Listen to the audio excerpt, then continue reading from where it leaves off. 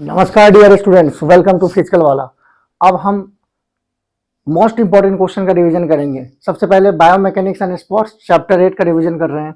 Okay बेटा, देखो first question, what do you mean by biomechanics. Biomechanics के बारे में आप क्या जानते हो और इसका इंपॉर्टेंस क्या है। देखो बेटा, एग्जाम में आपको करना क्या है कि बहुत ही अच्छे से क्वेश्चन को पढ़ना है और समझना है, उसके बाद आंसर राइटिंग करना है। तो आपको सबसे पहले समझना होगा कि क्वेश्चन क्या बोल रहा है, what do you mean by biomechanics and write its importance. तो बायोमैकेनिक्स क्या है बेटा, तो देखो it is the combination of two words bio and mechanics. ये जो बायो और मैकेनिक्स ये दो वर्ड से मिलकर बना है।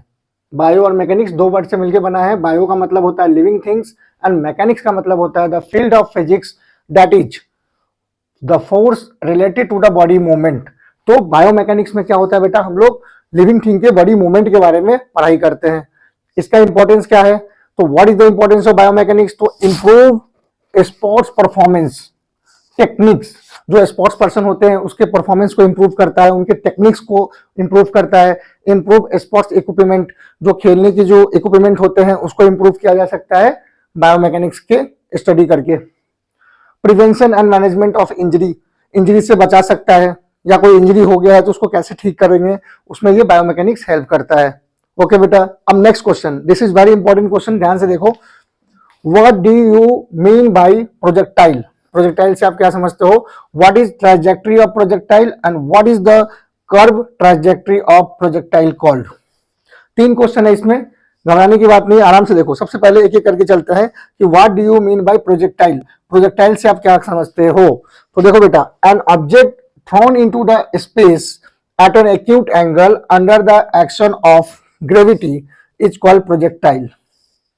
ठीक है, an object thrown into the space at an acute angle under the action of gravity is called projectile। किसी भी चीज को हम लेके फेंकते हैं, ठीक है, वो फिर नीचे की तरफ गिर जाता है ग्रेविटेशनल फोर्स के कारण, तो वो प्रोजेक्टाइल के कारण होता है।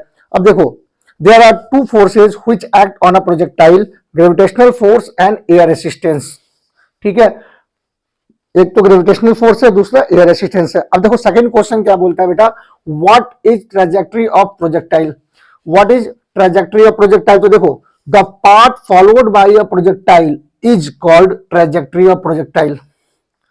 ठीक है, ट्रैजेक्टरी ऑफ प्रोजेक्टाइल क्या है बेटा, the path followed by a projectile is called trajectory of projectile. Okay बेटा, एंड थर्ड क्वेश्चन कि what is the curve trajectory of a projectile called, क्या बोलते हैं, तो उसको बोलते हैं पाराबोला। क्या बोलते हैं उसको, पाराबोला।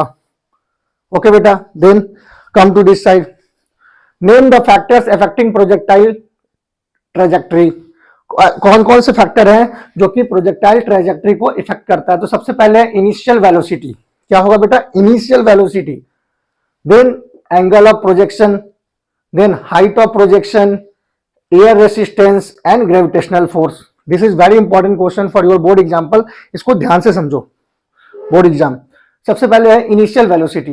तो इनिशियल वेलोसिटी प्रोजेक्टाइल ट्रैजेक्टरी को कैसे इफेक्ट करेगा, तो देखो बेटा, if the initial velocity is more the object cover a maximum distance, if the initial velocity is less the object cover the less distance. ठीक है बेटा, जैसे आप देखो रबर को बेंड करते, रबर को जितने भी, जैसे गुलेठी आता था बचपन में, आप देखे होंगे, उसको आप पावर से जितना ज्यादा खींच के मारोगे ना, उतना ज्यादा इनिशियल वेलोसिटी जितना ज्यादा होगा तो ऑब्जेक्ट उतना ज्यादा डिस्टेंस कवर करेगा। और समझ रहे हो ना, और जितना कम होगा उसका इनिशियल वेलोसिटी तो ऑब्जेक्ट कम डिस्टेंस कवर करेगा। Then angle of projection. Angle of projection क्या है बेटा, देखो when the object release at the angle of 45 degree it covers the maximum distance. अगर किसी भी ऑब्जेक्ट को हम 45 डिग्री पे फेंकेंगे ना तो वो बहुत मैक्सिमम डिस्टेंस कवर करेगा। जैसे देखो बेटा, मान लो कि ये मैप है अपना, ये 45 डिग्री है। अगर 45 डिग्री पर किसी ऑब्जेक्ट को हम फेंकते हैं तो ये यहां तक आएगा। अगर वही मैं 30 डिग्री पे फेंकेंगे हम किसी ऑब्जेक्ट को तो वो आगे गिर जाएगा। अगर मान लो कि हम 60 डिग्री पे किसी ऑब्जेक्ट को फेंक रहे हैं तो इसका हाइट बड़ा हो जाएगा लेकिन वो इससे पीछे ही रहेगा। ठीक है, तो when the object release at the angle of 45 degree it cover the maximum distance. Height of projection कैसे हुआ बेटा, तो जैसे मान लो कि हम एक बिल्डिंग के ऊपर से किसी ऑब्जेक्ट को फेंकेंगे ना, या फिर हम ग्राउंड से फेंकेंगे, तो बिल्डिंग से ऊपर से जो ऑब्जेक्ट को हम फेंकेंगे वो ज्यादा दूर तक जाएगा। एयर रेसिस्टेंस, तो when a projectile moves through the air it slow down by air resistance. अगर कोई भी ऑब्जेक्ट को हम मूव करेगा तो एयर उसको क्या करेगा, स्लो डाउन करेगा। ठीक है, जैसे आप साइकिल चलाते हो कभी देखे होंगे बेटा, तो जब अपोजिट साइड से जब एयर आता है तो क्या होता है, आप बहुत जोर लगाना पड़ता है, तो यही एयर रेसिस्टेंस का काम होता है। देन ग्रेविटेशनल फोर्स, तो जितना हाइट बढ़ेगा तो उतना ग्रेविटेशनल फोर्स क्या होगा बेटा, घटेगा।